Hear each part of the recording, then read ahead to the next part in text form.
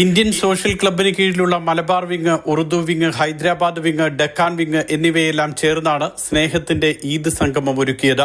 ഭക്ഷ്യമേള, magic show, മൈലാഞ്ചിയിടൽ, face painting, മറ്റ് കലാപരിപാടികൾ എന്നിവയെല്ലാം ആഘോഷത്തിന്റെ ഭാഗമായി അരങ്ങേറി. മലബാറിന്റെ തനത് രുചി വിഭവങ്ങൾക്ക് പുറമെ ഓരോ ദേശത്തു നിന്നുമുള്ളവർ അവരുടെ രുചി വൈവിധ്യങ്ങൾ അവതരിപ്പിച്ചു. നൂറുകണക്കിന് ആളുകളാണ് ആഘോഷത്തിൽ പങ്കെടുത്തത്.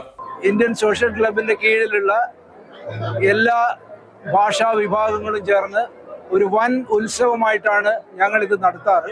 It's an opportunity for our brothers in this country who do not have families here to come together and celebrate. So it's giving a platform to individuals, bachelors who don't have their family members here, who come in big numbers to celebrate Eid with us. പെരുന്നാൾ ദിനത്തിൽ ഇങ്ങനെ ഒരു അവസരം ഒരുക്കിയ Indian social ക്ലബിനെ Malabar wing ഹൃദയത്തോട് ചേർത്ത് പിടിക്കുകയാണ്.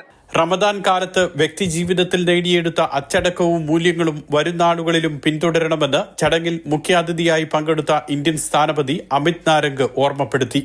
Doctor T P. Muhammad Ali, Indian social club chairman Babu Rajendran, Shakeel Komoth, Suhail Khan തുടങ്ങിയവർ സംസാരിച്ചു. Mathrubhumi news, Muscat.